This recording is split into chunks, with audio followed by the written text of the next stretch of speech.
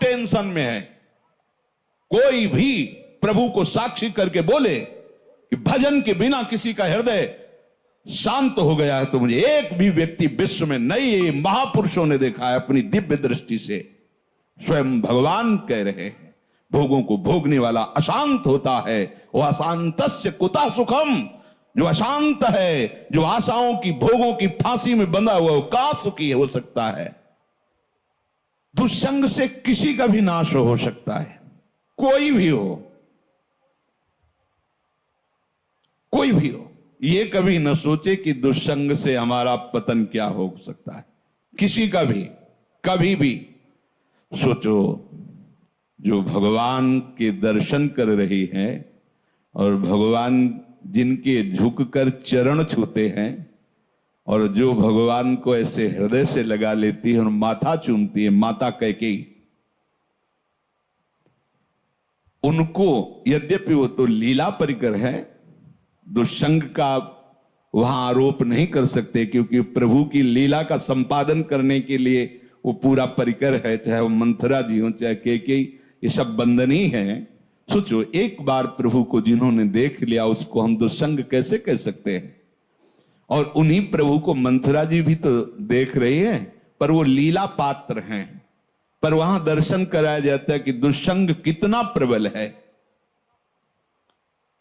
सुना आपने महाराज दशरथ क्या कर रहे हैं? कल सुबह कौशल्या पुत्र राम को राज्याभिषेक, चक्रवर्ती सम्राट का युवराज पद कैकेयी जी ने कहा। ये सुनकर के तो ऐसा लगता है कि आज तो जो मांगे मैं दे दूं तेरे को, मेरा राम राजा बनेगा, इससे बढ़कर और क्या बात हो सकती। अभी समझी नहीं आप? अगर भरत राजा बनते और ये बात तुम कहती तो समझ में आती मेरी। मंथरा ने, जब राम राजा बनेंगे तो दासी से ज्यादा तुम्हारी योग्यता नहीं रहेगी, क्योंकि कौशल्या उनकी मां है, वो महारानी के पद पर विराजमान हो। वो आपको पता है महाराज राम को कितना प्यार करते हैं, उन्हीं के संबंध से कौशल्या जी वैसे ही प्रधान हैं। मुझे तो लगता है कि भरत को जेल में रखा जाएगा और आपको दासी बना के रखा जाएगा। उनका घर फोरी, अगर जबान से एक भी शब्द निकला तो तेरी जबान काट देंगी। मोरे राम भरत दो आंखी, जैसे दाई और बाई आंख को भेद करके नहीं वर्णन किया जा सकता, ऐसे तुझे पता है राम और भरत मेरी दोनों आंखें। घर फोड़ी, तेरी जबान काट लेंगे अगर बोली। चुप हो गई। फिर बोली, को नृप होए हमें कहानी, चेरी छोड़ी न होई बरानी। कोई भी राजा हो, मुझे क्या, वो तो मैं तुम्हारे हित की बात कहती हूं, मुझे तो दासी ही रहना है। पर ये तुम नहीं जान पा रही हो, तुम बहुत भोली हो। उधर में जाके सब पता लगा के आए हूं क्या षड्यंत्र रचा जा रहा है। ठीक है, तुम जबान काट लोगी, लेकिन मैं बोलने से नहीं रुकूंगी। जो हो रहा है मैं तुम्हें बताऊंगी।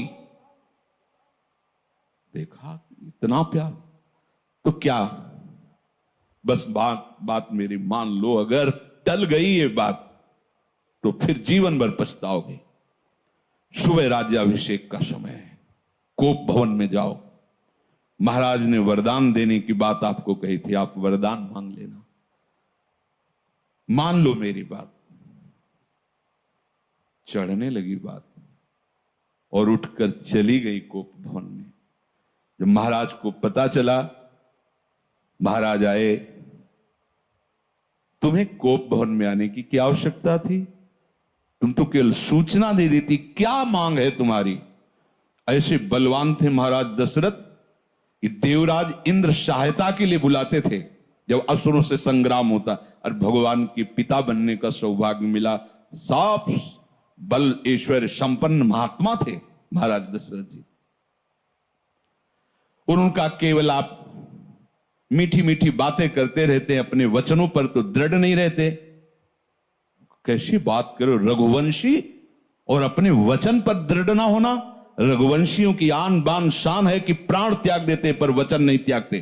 क्या है उनका? आपने कहा था 2 वरदान, तो हंस दिए। उनका 2 क्या, 2 की जगह 4 मांग लो, क्या चाहिए तुम्हें? उनका सुना है सुबह राम का राज्याभिषेक होगा। हां, महामंगल, भगवान शिव की कृपा से ये अद्भुत सुख प्राप्त होने जा रहा है अयोध्यावासियों को, राम राजा बनेंगे।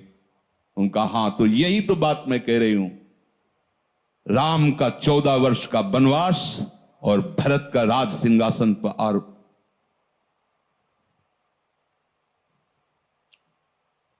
महाराज सोच भी नहीं सकते थे, ऐसी अवाक रह गए, ये क्या।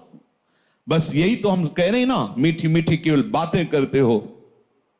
दशरथ जी ने कैकेयी जी के चरणों में हाथ रखा, वर्णन आया है, और कहा मेरे प्राण मांग लो तो देने में मैं हिचकूंगा नहीं, लेकिन राम को वनवास ऐसा मत करो।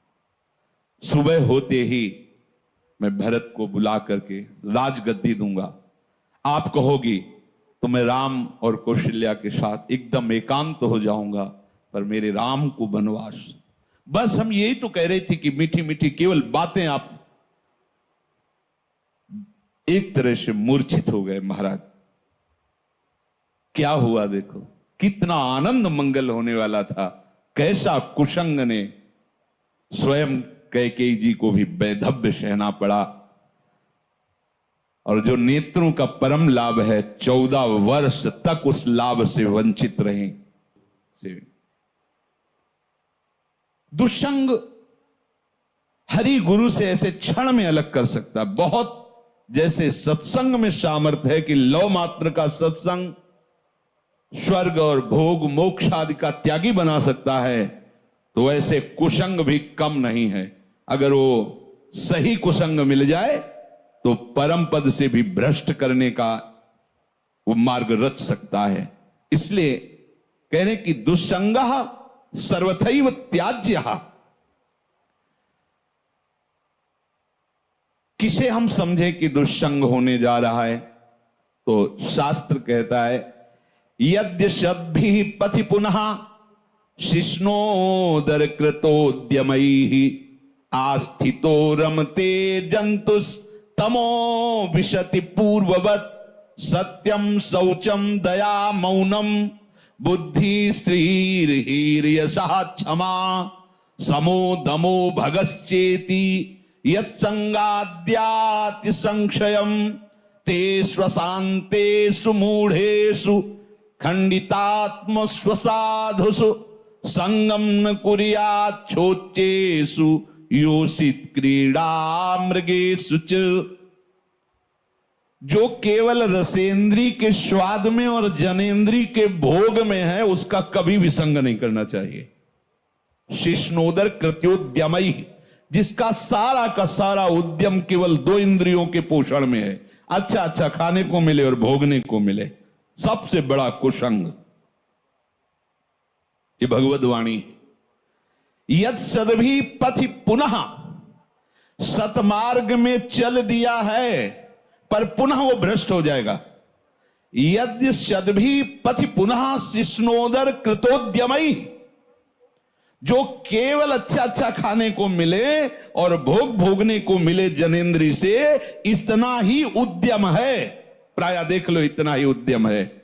खूब कमाओ और खाओ और भोगो, बस इतना ही जीवन है लोगों की।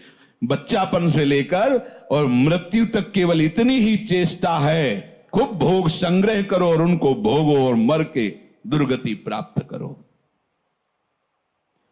शिष्णोदर कृतोद्यमई, जिनका उद्यम, जिनका प्रयास केवल 2 इंद्रियों के पोषण में है, ये खाया जाए, ये खाया जाए, ये पिया जाए, ऐसे भोग किया जाए, ये घोर कुसंग है भगवत प्राप्ति के मार्ग में। जो भगवत मार्ग में आगे बढ़ना चाहता है, संगम त्यजेत मिथुन व्रतिनाम मुमुक्षुः सर्वात्मनान विसृजेत बहिरिंद्रियाणि एकश्चरण रहश्चित्तमनंतैः से युंजीत तद्वृत्ति सुसाधुश्चेत प्रसंगः। महाराज शौभरी जी अपना अनुभव करके कहते हैं कि यदि भगवत प्राप्ति करनी है तो ऐ मुमुक्षु, कभी मैथुन धर्म से युक्त प्राणियों का संग न करना, क्योंकि मछली के मैथुन को देख करके इनका मार्ग रुक गया और अपने मार्ग से भ्रष्ट हो गए, 50 ब्याह मानधाता की राजकुमारियों से किया।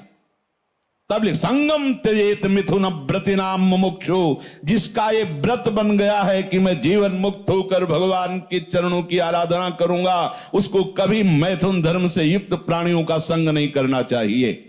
स्पष्ट आदेश है, संगम त्यजेत मिथुन व्रतिनाम मुमुक्षु सर्वात्मनान विसजेत बहिरिंद्रियाणि, अपनी इंद्रियों को बहिर्मुख मत होने दो, अंदर ही अंदर भगवत चिंतन परायण रहो। शिष्णोदर कृत्योद्यम ही जो हैं उनसे दूर रहो, जिनका उद्यम केवल रसेंद्रिय और जनेन्द्रिय के पुष्ट करने में है, ऐसे कुसंग का त्याग करो।